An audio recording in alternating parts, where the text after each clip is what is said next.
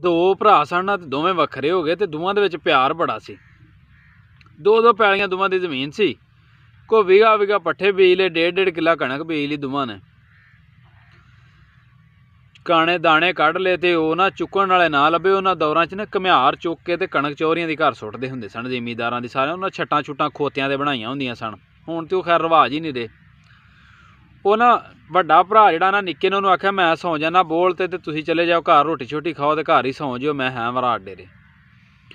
ਉਹਨੇ ਆਖਿਆ ਠੀਕ ਹੈ। ਵੱਡਾ ਚਲਾ ਗਿਆ ਘਰ। ਛੋਟੇ ਨੇ ਇੰਜ ਕੀਤਾ ਵੀ ਰਾਤ ਨਾ ਸੋਚਿਆ। ਉਹਨੇ ਆਖਿਆ ਵੱਡਾ ਭਰਾ ਜਿਹੜਾ ਨਾ ਮੇਰਾ, ਇਹਦੇ ਬਾਲ ਬੱਚੇ ਜਵਾਨ ਨੇ, ਕੁੜਮਾ ਜੰਮਣ ਵਾਲਾ ਤੇ ਕੋਈ ਪ੍ਰਾਹੁਣੇ ਸ਼ਰਾਹੁਣੇ ਬੜੇ ਆਉਂਦੇ ਨੇ ਤੇ ਮੇਰੇ ਦਾਣੇ ਨਾਲ ਸਰ ਜਾਣਾ ਤੇ ਉਹਦੇ ਦਾਣੇ ਥੋੜੇ ਨੇ ਤੇ ਯਾਰ ਭਰਾ ਮੇਰੇ ਦਾ ਸਾਲ ਨਹੀਂ ਲੰਘਣਾ।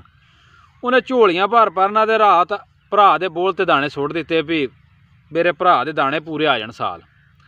ਸੁਬਾਹ ਸਰਗੀ ਜ਼ਾਨਾ ਵੇਲੇ ਹੋਇਆ ਤੇ ਉਹ ਵੱਡਾ ਭਰਾ ਆ ਗਿਆ। ਧਾਰਾਂ ਸ਼ਾਰਾਂ ਕੱਢੀਆਂ, ਉਹਨਾਂ ਨਿੱਕੇ ਨੂੰ ਦੁੱਧ ਦੇ ਘਲਾਤਾ ਵੀ ਤੂੰ ਚਲਾ ਜਾ ਤੇ ਮੈਂ ਰਹਿਣਾ ਇੱਥੇ। ਉਹਨੇ ਵੇਖਿਆ ਯਾਰ ਮੇਰੇ ਤੇ ਨਿਆਣੇ ਜਵਾਨ ਨੇ, ਵੱਡੇ ਨੇ ਸੋਚਿਆ, ਤੇ ਮੇਰੇ ਦਾਣੇ ਜ਼ਿਆਦਾ ਨੇ ਤੇ ਛੋਟੇ ਭਰਾ ਦੇ ਥੋੜੇ ਨੇ। ਤੇ ਉਹ ਨਾ ਇੰਜ ਕੀਤਾ ਉਹਨੇ ਵੀ ਉਹ ਆਪਣੇ ਚੁੱਕ ਤੇ ਛੋਟੇ ਭਰਾ ਦੇ ਸੁੱਟਣ ਲੱਗ ਪਿਆ ਵੀ ਉਹਦੇ ਦਾਣੇ ਵੱਜਣ, ਸਾਲ ਲੰਘ ਜੇ। ਨਿੱਕੇ ਨਿੱਕੇ ਨਿਆਣੇ ਨੇ, ਬਾਲ ਦੇ ਸਾਰਾ ਦਿਨ ਰੋਟੀਆਂ ਦਾ ਝਾੜਾ ਬੜਾ ਕਰਦੇ ਨੇ।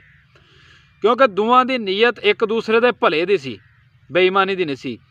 ਤੇ ਜਦੋਂ ਤੁਲਣ ਲੱਗੇ ਦਾਣੇ ਤੇ ਲੋਕਾਂ ਦੇ ਮਰੱਬਿਆਂ 'ਚ ਉਹਨੇ ਦਾਣੇ ਹੋਏ ਜਿੰਨੇ ਉਹਨਾਂ ਦੇ ਕਿੱਲਿਆਂ 'ਚੋਂ ਦਾਣੇ ਹੋ ਗਏ।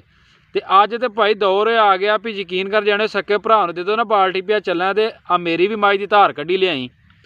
ਤੇ ਉਹ ਜੇ 6 ਕਿਲੋ ਦੁੱਧ ਲਿਆਉਂਦੇ ਉਹ ਤੇ ਭਰਾ 3 ਕਿਲੋ ਲਿਆਣ ਕੇ ਦਿੰਦਾ। ਆਣ ਕੇ ਯਾਰ ਉਹ ਜਦੋਂ ਕੱਟਾ ਸੀ ਉਦੋਂ ਤੇ ਖਲੋਤੀ ਰਹੀ ਚੁੰਗਦਾ ਰਿਹਾ। ਜਦੋਂ ਮੈਂ ਚੋਣ ਲੱਗਾ ਤੇ ਟਾਪੀ ਗਈ, ਪਤਾ ਨਹੀਂ ਸਮਝ, ਕਿਉਂਕਿ ਦੁੱਧ ਤੇ ਆਪਣੇ ਭਾਂਡੇ 'ਚ ਪਾ ਲੈਂਦੇ ਨੇ।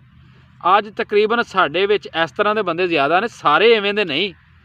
ਮੇਰੀ ਕਿਸੇ ਵੀ ਗੱਲ ਦਾ ਹਰਗਜ਼ ਮੈਂ ਨਾ ਇਹ ਨਹੀਂ ਹੁੰਦਾ ਵੀ ਸਾਰੇ ਹੀ ਬੁਰੇ ਨੇ, ਲੇਕਿਨ ਇਹ ਵੀ ਬੁਰਿਆਂ ਦੀ ਅਕਸਰੀਅਤ ਜ਼ਰੂਰ ਵੱਧ ਗਈ ਹੈ।